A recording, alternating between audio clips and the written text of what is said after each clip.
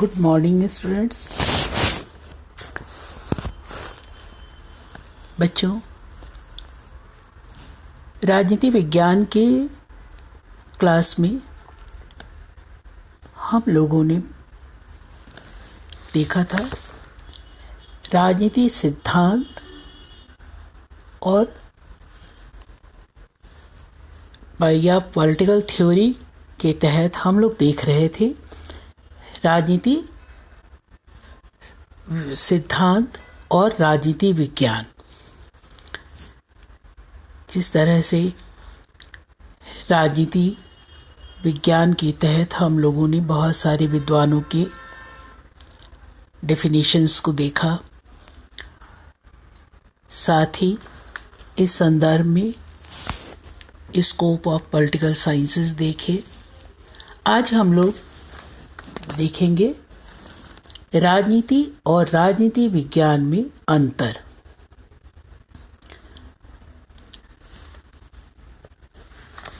राजनीति और राजनीति विज्ञान दोनों में कुछ समानताएं हैं तो कुछ इन दोनों के अंतर्गत अंतर भी है।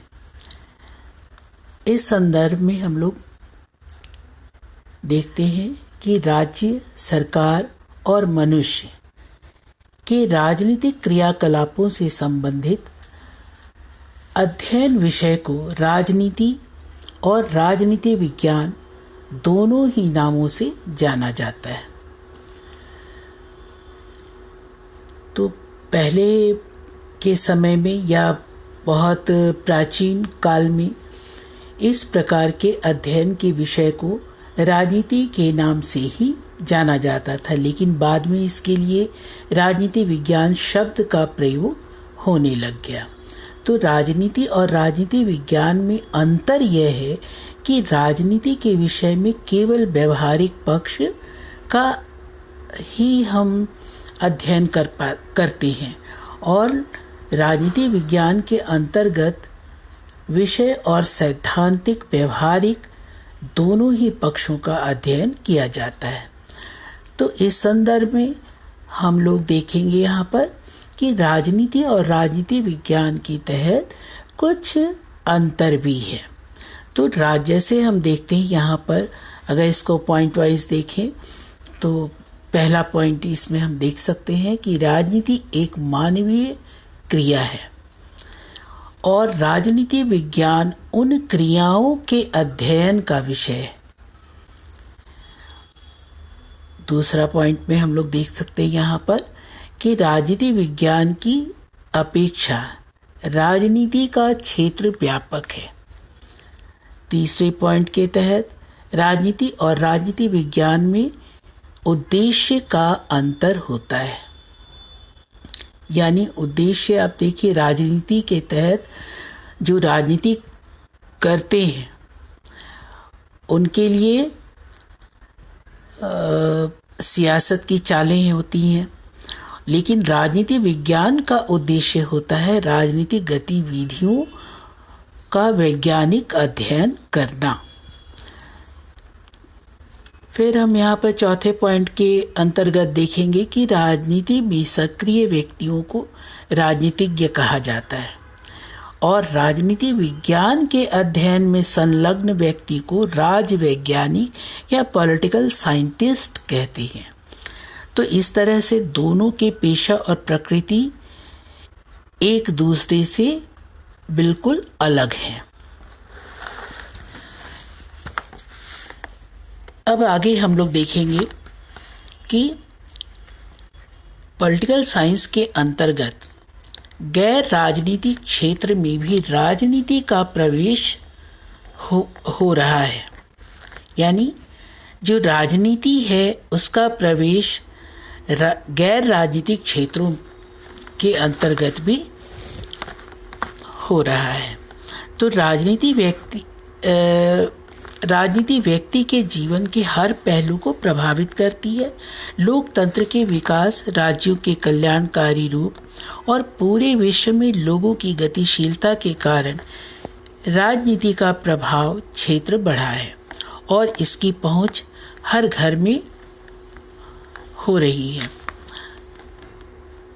जैसे अब हम यहाँ पर देख सकते हैं कि जैसे खेल कूद, कला, विज्ञान, वाणिज्य संस्थाएं, धार्मिक संस्थाएं, शैक्षणिक संस्थाएं आदि सभी, यहाँ तक कि व्यक्ति का पारिवारिक और निजी जीवन में भी राजनीति का प्रवेश हो गया है। संचार के साधनों, तकनीकी विकास के कारण आज कोई भी क्षेत्र इससे अछूता नहीं है। तो गैर राजनीतिक क्षेत्र में राजनीति के प्रवेश को हम बहुत तरह से देख सकते हैं। जैसे अगर हम इसको पॉइंट वाइज ही देखें तो पहला पॉइंट है महिलाओं का अधिकार। जो हमारा प्राचीन काल था या यूनानी काल था, उस जमाने में महिलाओं को राजनीतिक अधिकारों से वंचित रखा गया था।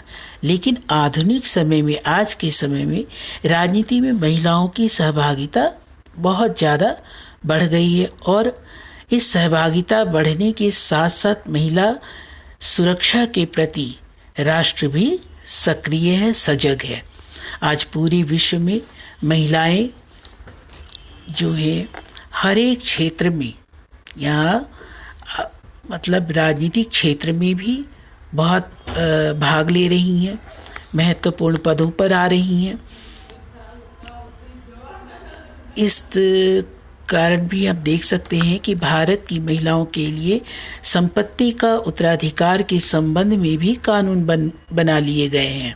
संविधान संशोधन अधिनियम 2005 के तहत पैतृक संपत्ति में हिंदू महिलाओं को उनके पिता की संपत्ति पर समान हिस्सेदारी का अधिकार प्रदान किया गया है।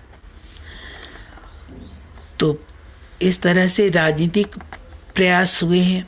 भारत सरकार ने 1 जनवरी 94 में कन्या भ्रूण हत्या भी को रोकने के लिए पूरा बढ़ावा दिया है। 2003 में इस कानून के तहत संशोधन लाया गया।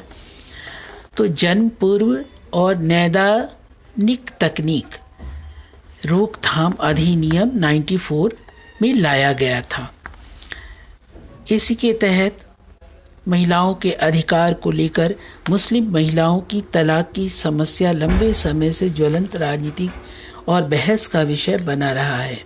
तो इसके संबंध में अगस्त 2017 को भारत के सर्वोच्च न्यायालय ने 3 तलाक को गैर कानूनी करार दे दिया। इस संबंध में कुछ महिलाओं ने इसका विरोध किया था, लेकिन महिलाओं ने कड़े संघर्ष किए थे।